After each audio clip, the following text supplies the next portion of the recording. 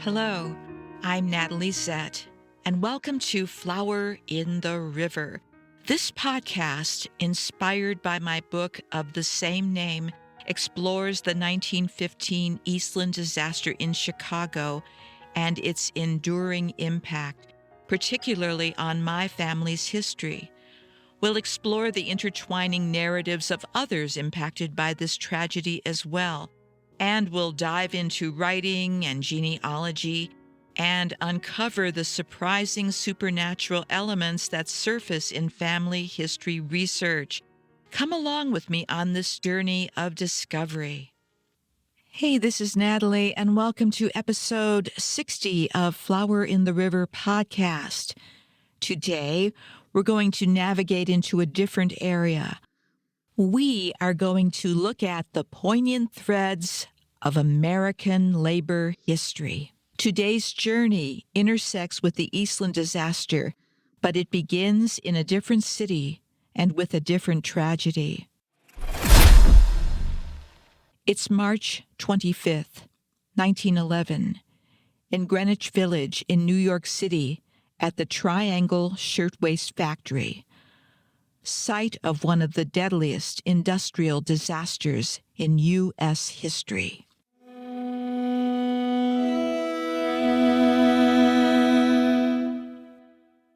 Picture this. Workers, mostly young immigrant women, trapped in cramped, unsafe conditions. A discarded cigarette butt ignites a catastrophic fire fueled by fabric and exacerbated by locked exits and inadequate fire escapes. In the inferno that ensued, 146 workers lost their lives, some to the flames, others in desperate leaps from the building. This tragedy shook the nation, igniting a public outcry that spurred significant labor reforms in New York, setting a precedent for national labor laws, and becoming a catalyst for the labor movement across America. Now, before we shift our focus to Chicago, I must mention an absolutely compelling website that the Remember the Triangle Fire Coalition has created. I'll put a link in the show notes because this site immediately pulls a visitor into this story. There are a lot of interesting websites about this event, by the way, but this one stood out for me anyway, because having been a website designer myself, there's nothing like a well-crafted website, particularly about a historical event like the Triangle Shirtwaist Fire that has the power to transport viewers back in time, immersing them in the world of early 20th century New York City and the lives of the young immigrant workers who toiled in the city's garment factories. Through compelling storytelling, rich multimedia content, and interactive features such as timelines, maps, a website can humanize the victims and survivors and make you part of that as well. So I would encourage you to take a look at that and see what you think, but all right, we'll continue. Now, let's journey westward to Chicago. And as you know, Chicago was another industrial powerhouse of the late 19th and early 20th century. However, Chicago was also one of those places that emerged as a major center for the ready-to-wear clothing industry. Yet, this booming industry cast long shadows. Sweatshops proliferated, particularly in the garments sector, where immigrants labored under dire conditions. The spirit of feistiness and resistance was vibrant in Chicago, and there, reformers and the labor movement pushed for change, leading to notable improvements in the industry. These movements culminated in the founding of the Amalgamated Clothing Workers of America in 1914, and they were deeply influenced by the legacy of the Triangle Fire, and they were driven by the necessity for organized labor in the burgeoning garment industry. We're going to pause here and not go forward with the timeline anyway, because the Eastland disaster happened in 1915. And here is where our story for today takes an intriguing turn. So, while reviewing various publications from this era, as I do, I stumbled upon something in the Daybook. I've talked about the Daybook before, but as a reminder, the Daybook was an experimental, ad-free newspaper from Chicago, and the Daybook was funded entirely by its readership instead of advertising, which was a radical concept that allowed it to discuss labor issues, economic inequality, and social justice with an unusually forthright perspective. The Eastland disaster happened on July 24th, 1915. On July 29th, 1915, the Daybook reported the following.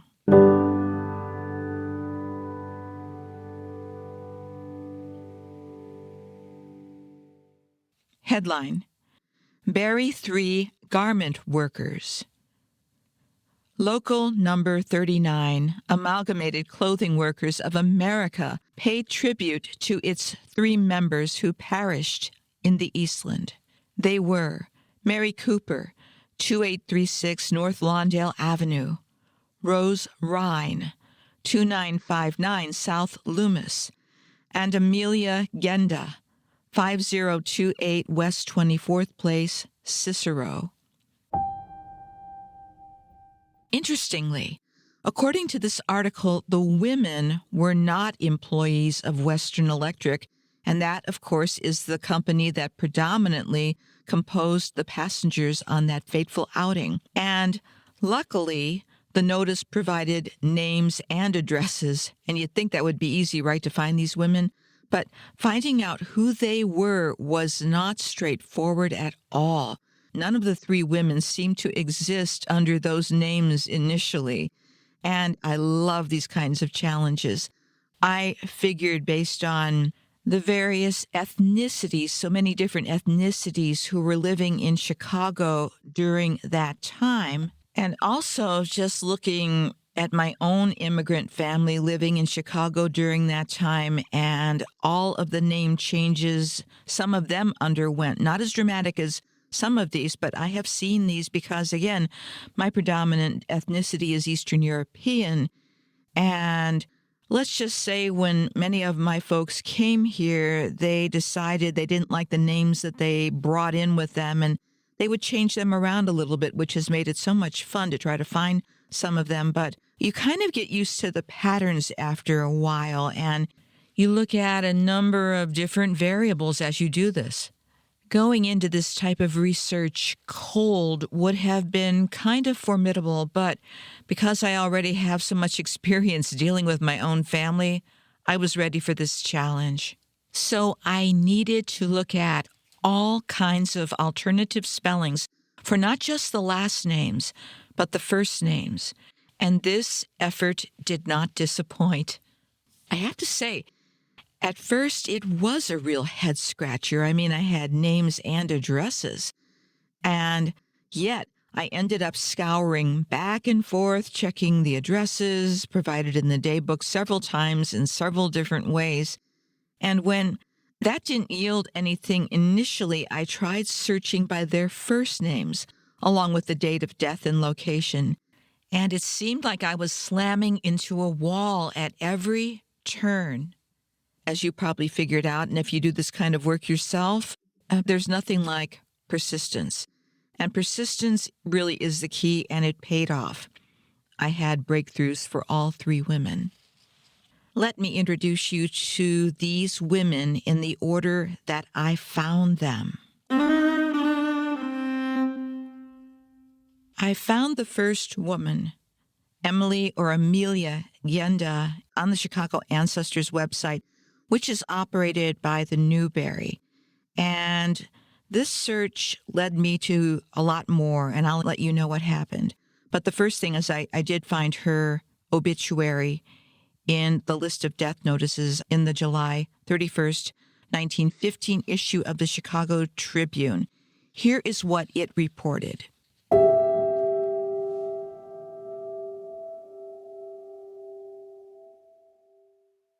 Genda, Mrs. Emily, 35 years old, 5028 South 24th Street, was entirely alone in this country. Her husband is a soldier in the Hungarian army, and her 2 children also are in Hungary. She was employed by Hart, Schaffner, and Marx. The funeral, which took place Thursday, was conducted by the Hungarian consul, and the body was buried in the Bohemian National Cemetery. Interestingly, the obituary paints a picture of Amelia as a lone figure in a foreign land, but the truth, as is often the case, is more complex. Again, according to the Chicago Ancestors page, Amelia was definitely not entirely alone. She lived at the same address with another Hungarian immigrant family, the Androvits. Albert, the dad who survived the Eastland, Susanna, a 30-year-old mom, and 2 little daughters, who tragically also perished on the Eastland. Here's another obit from the Chicago Tribune. Androvits, Mrs. Susanna, 30 years old, Amelia, 6 years old, and Emerentia, 8 years old. They were the wife and daughters of Albert Androvits, 5028 24th Place, who was saved. Funeral was held Wednesday. And I want to add that they were buried, Susanna and her daughters, I should say, were buried in Resurrection Cemetery in Justice, Illinois.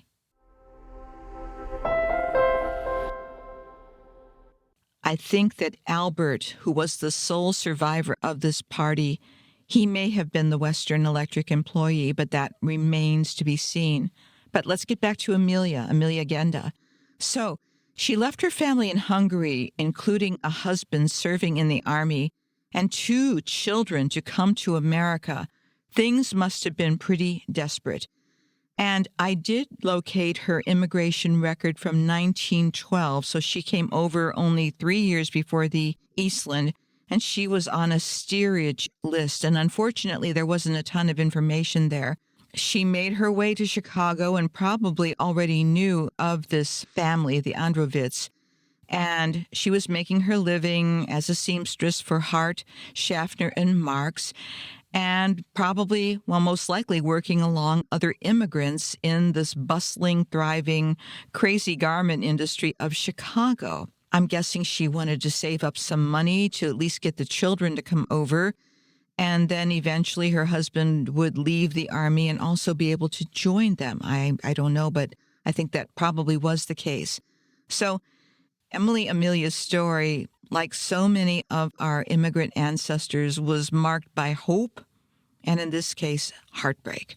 And it reflects the complex narratives of many immigrants during that era, pursuing new opportunities while facing, let's just say, profound challenges and, a lot of times, tragic endings. Right now, I want to do a very quick dive into Chicago's labor history, focusing on the tumultuous early 1900s in the clothing industry.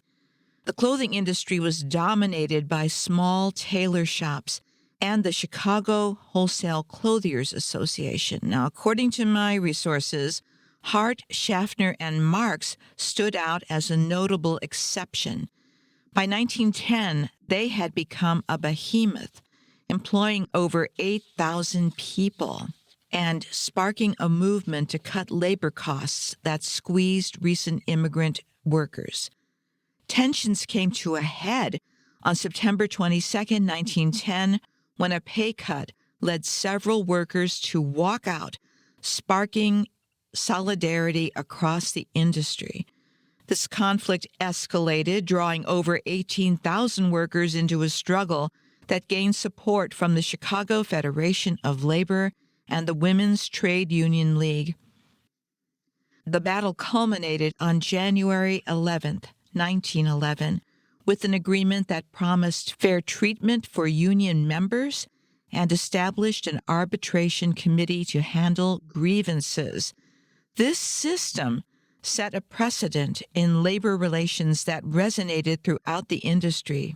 Over time, this led to the formation of the Amalgamated Clothing Workers and significant labor reforms, reshaping labor rights in Chicago and leaving a lasting legacy on national labor movements.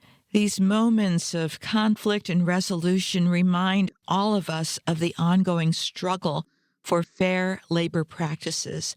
This is a vital part of our shared history, and it continues today. I also want to talk about Hungarian immigration, and this comes from the Encyclopedia of Chicago. Amelia Genda is the first person from Hungary that I've featured on this podcast, but she wasn't the only Hungarian immigrant in Chicago then.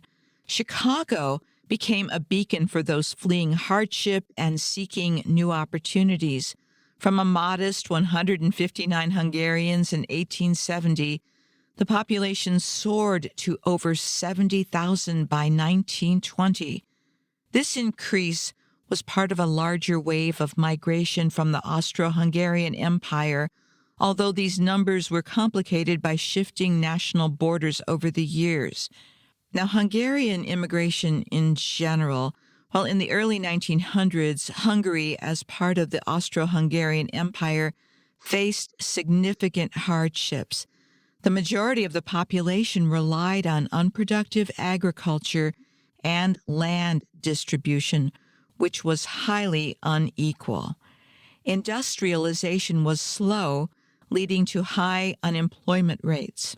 Compulsory military service under harsh conditions and political repression further pushed many Hungarians to seek better life in America, which promised employment, opportunities, better wages, and potential for upward social mobility. And the decision to immigrate was made easier by the presence of family and village networks already in the United States. As more Hungarians established themselves in America, they sent money back home and sponsored the passage of relatives and fellow villagers. Now, the outbreak of World War I in 1914 added to the instability and uncertainty in Hungary, further contributing to the immigration wave. Many Hungarians saw the United States and cities like Cleveland and Chicago as a place where they could escape the rigid class structures and restrictive land laws of their homeland and build a better future for themselves and their families. Since my family also is part Hungarian and came from that same region and immigrated around the same time as Amelia, I can testify to the reasons why this happened. Okay, we're going to do a lot of back and forth in this podcast because it is, for such a short little article announcing the deaths of these three women, it is very complicated.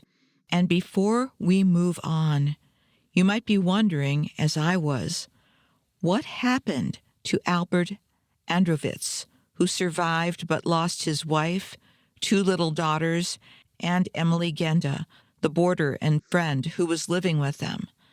Well, he continued working as a wood carver, and I'm not sure, again, if this was at Western Electric or not.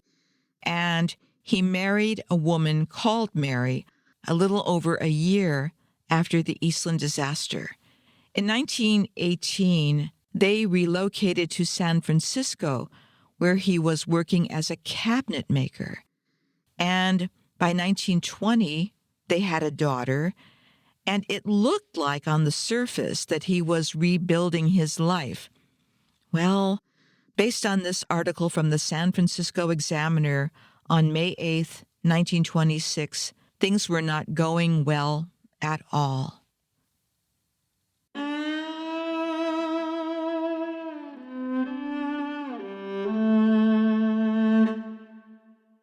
Cruelty charged to wife in complaint. Last Wednesday, there was published an article erroneously stating that Albert Androvitz, 1943 McAllister Street, had been granted divorce from his wife Mariana. As a matter of fact, no decree was granted. All that happened on that day was the filing of a divorce complaint by the husband, charging his wife with cruelty. He alleged that 9 days after his wedding, she told him to go and kill himself, that in that way he would free her, and that on Christmas Day, 1922, quote, when plaintiff sent defendant a basket of flowers, defendant upbraided plaintiff for this expenditure, saying, "Why didn't you give me the money instead?" That's the end of that article. I'm sharing this with you for a few reasons. Number one, granting a divorce to a husband based on a wife's cruelty was very unusual back then. The article states that the previous report, which claimed Albert had been granted a divorce from his wife, was erroneous. In fact, no divorce decree was issued on the day mentioned in the earlier article. This particular article's purpose seems to be correcting a previous inaccurate report and providing more details about the divorce complaint filed by Albert, which includes allegations of his wife's cruelty toward him. They had at least a couple of children, but what happened after that, not quite sure. Albert divorced Mariana and eventually relocated to Massachusetts. And after that, the record trail went cold. But that just means more research is needed, and I'll update this information as I find information. But when I think about a situation like this, the Eastland happened, and in many ways it continued. The downstream effects of the Eastland disaster in many ways continued in various survivors' lives. Albert's story is not that much different from my grandmother. My grandmother gave her sister the tickets to the Western Electric picnic. Her sister dies, and my grandmother's life seemed to in many ways spiral out of control after that. She left her first husband, who I think was cruel, and married the person who became my grandfather, but she left town. She literally left her 2 children with her mother, got out of town and returned to Johnstown, Pennsylvania, in western Pennsylvania, which is quite far from Chicago, had my mother, and then 3-4 years later, my grandmother died. So in many ways, the deaths and the tragedies that followed the tragedy that was the Eastland can probably never be counted. But these small articles give us an insight as to what really happens when something like this occurs in people's lives.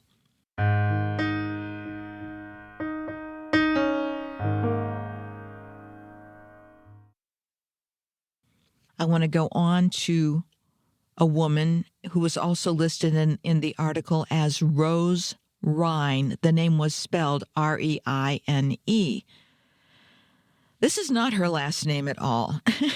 I did manage to locate her, and it was a lot of back and forth, but I did find her on Find a Grave under the name Rosalia Rose, in quotes, Reinerzewski, and her birth was on the 23rd of December, 1893, and she also worked for the same clothier, Hart, Schaffner, and Marx. And I neglected to mention that Hart, Schaffner, and Marx has a long-standing reputation for crafting fine American-made suits and sport coats, and they are one of the oldest brands in the American menswear industry, and they continue to be a respected name in classic menswear even now. So let's get back to Rose. And this is her obituary from the July 31st, 1915 Chicago Tribune.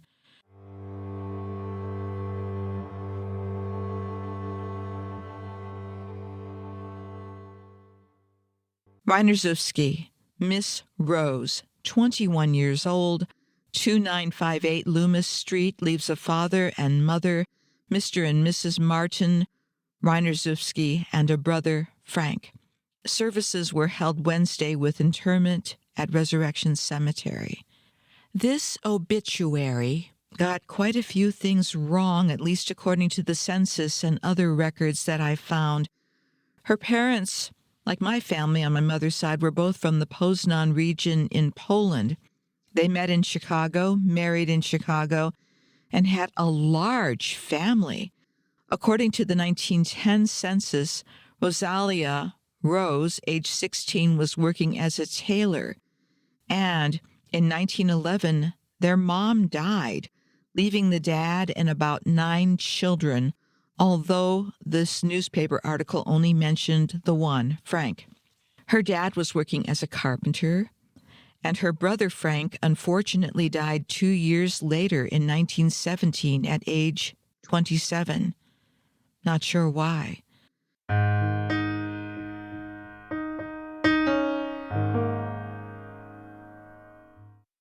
So our next person in the Daybook article was called Mary Cooper.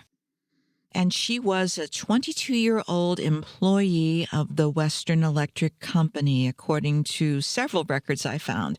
And right out the gate, I figured that Cooper was probably not her original surname, and she was the most difficult of all to locate.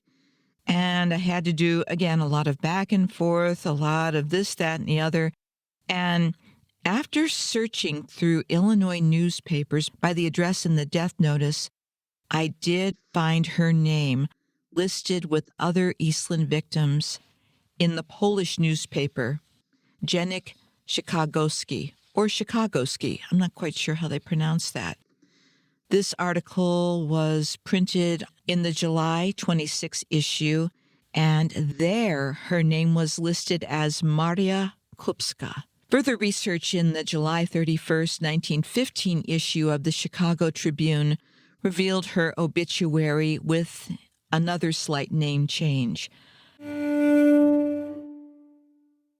Kupski, that's Kupski, Miss Mary, 22 years old, 2832 Lawndale Avenue, was an employee of the Western Electric Company.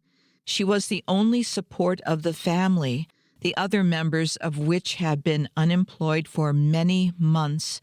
She was born in Chicago. Her mother and father, Mr. and Mrs. Matthew Kupski, 2 brothers and 2 sisters, are living. Funeral was held from the residence to St. Viator Church and burial at Resurrection. Okay, there's a few things to take apart here. In Polish surnames, the ending of the surname often changes based on gender. So the surname Kupski with the SKI ending is masculine. Got that? While Kupska, Kupska, is the feminine form of the same surname. This is a characteristic feature of many Slavic languages, including Polish, where gender is, again, reflected in the surname.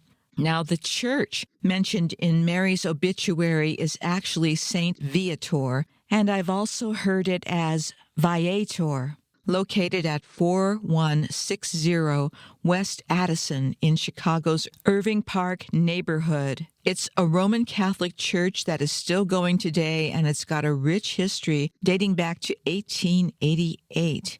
Now, interestingly, in the 1910 census, Mary's family was going by the surname Cooper, and they were living in Philadelphia, which is where other sources say that Mary was also born, so that's another conflict we have here. In the 1910 census, Mary was 16 and working in a dress shop, while her father, Matthew, was employed as a machinist. There was also a married daughter called Bella who lived with them alongside of Bella's 4 young children, and Bella worked as a tailor. After the Eastland tragedy, some members stayed in Chicago, while others returned to Pennsylvania. Tragically, Bella's daughter, who remained in Chicago, was killed by a yellow cab driver in 1921. Mary's parents eventually returned to Pennsylvania, where her mother passed away in 1930, followed by her father in 1934. One puzzling aspect of Mary's story is why she was a member of the clothing union if she worked for Western Electric. It's possible that Western Electric contracted out this type of work. I don't know, so more research needs to take place. As always, overall, what I discovered in that tiny little obituary in the daybook, it was enlightening. These women, only one of whom seemed directly employed by Western Electric, were part of a broader sub-community that was affected by the disaster. They very well may have had family or friends who worked at Western Electric, or who knows, maybe they joined the outing through neighborhood connections or community groups that included company employees. The presence of these three women and their membership in this union underscores a lesser-known aspect of the tragedy, reflecting perhaps a broader representation of Chicago's working class seeking leisure amidst their arduous lives. This tragic event connects their daily struggles in the sweatshops with the broader labor history in America, highlighting not just their fight for better working conditions, but also their community and camaraderie outside the oppressive confines of their workplaces. Well, that's it for now, and next week we will continue this adventure. Take care, thank you for joining me, and I hope you have a great week.